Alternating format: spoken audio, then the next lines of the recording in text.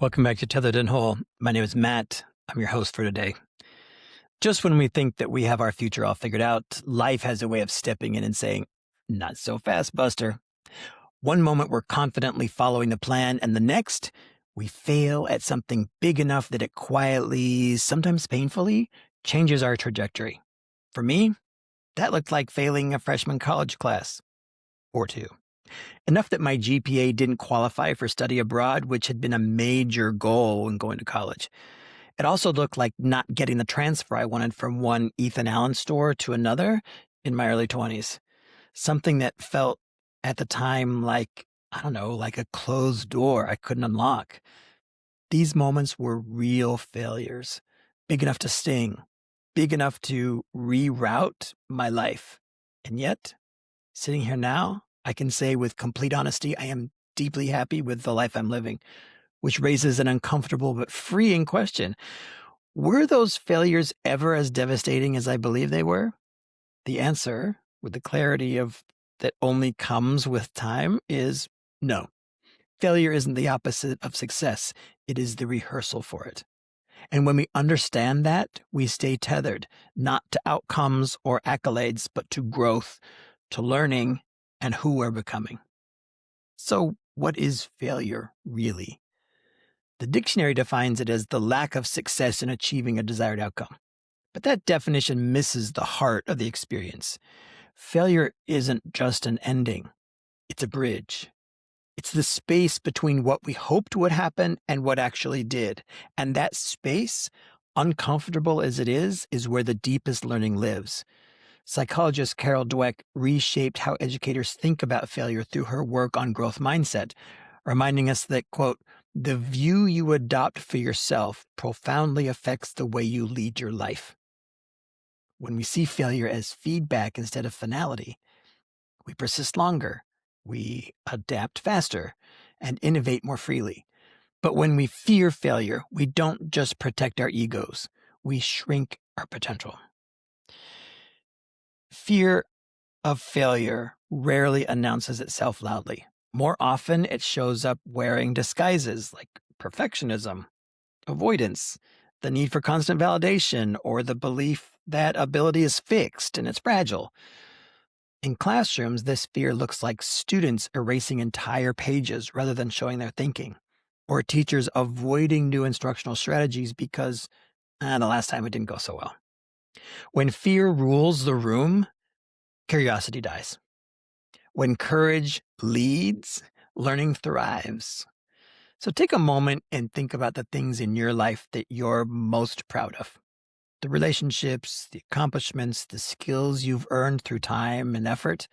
Chances are every single one of them required some form of failure along the way. If we're being honest, there's often a correlation between the size of the failure and the depth of the pride that followed. Growth doesn't happen in spite of failure. It happens because of it. And so to truly reframe failure, we have to stop treating it as an indictment and start treating it as information.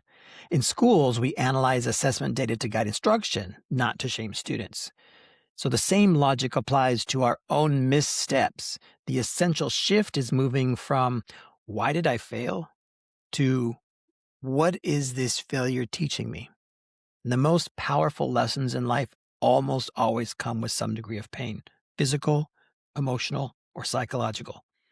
But without reflection, it's just pain. Reflection is what turns it into wisdom.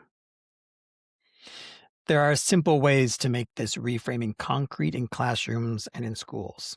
Some educators build error celebration routines where students and teachers openly discuss what went wrong and why, not as a confession, but as a collective curiosity. Language matters here.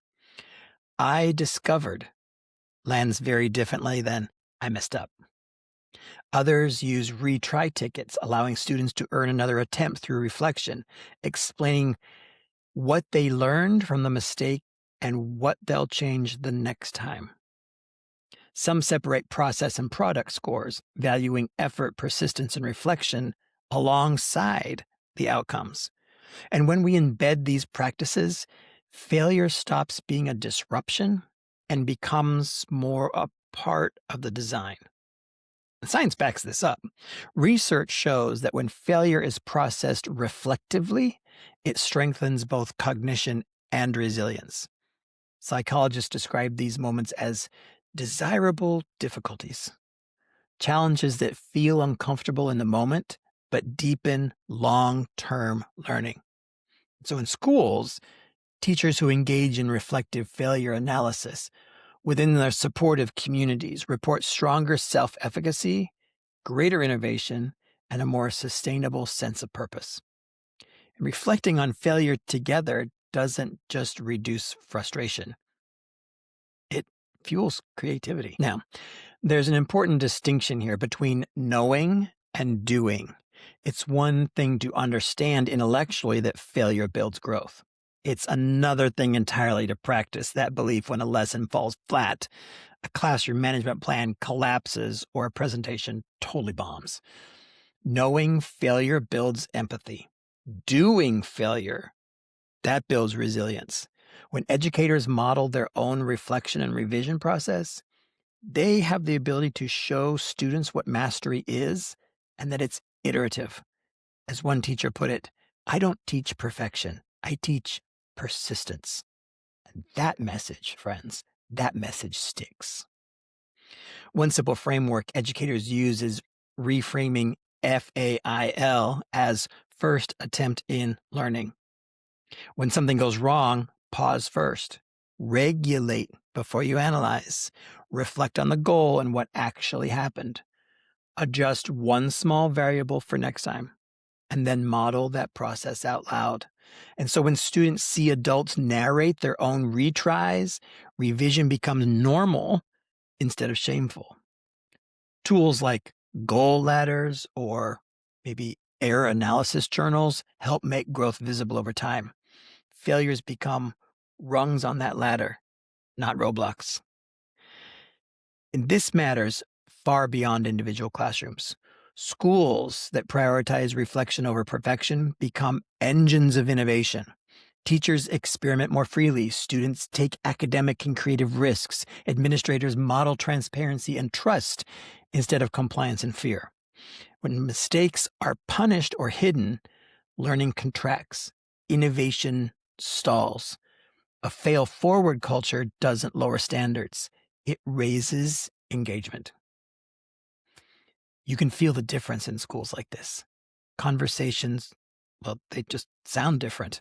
Staff meetings include honest reflection about what didn't work and what was learned. Professional dialogue focuses on iteration, not image. When failure is feared, people play safe. When it's normalized, people grow. That's because failure isn't falling behind, it's falling forward into wisdom. It calls us back to humility, curiosity, and courage, which are the roots of real learning. Every misstep in our teaching, leading, or living is an invitation to refine both our practice and our perspective. And when we stop treating failure as a verdict and start treating it more like a mentor, we open the door to growth, to empathy, and quite frankly, to innovation. The goal isn't to avoid failure, it's to become fluent in its language. Because when failure becomes the teacher, everyone learns. And we move through our work and our lives more grounded, more human, and more whole.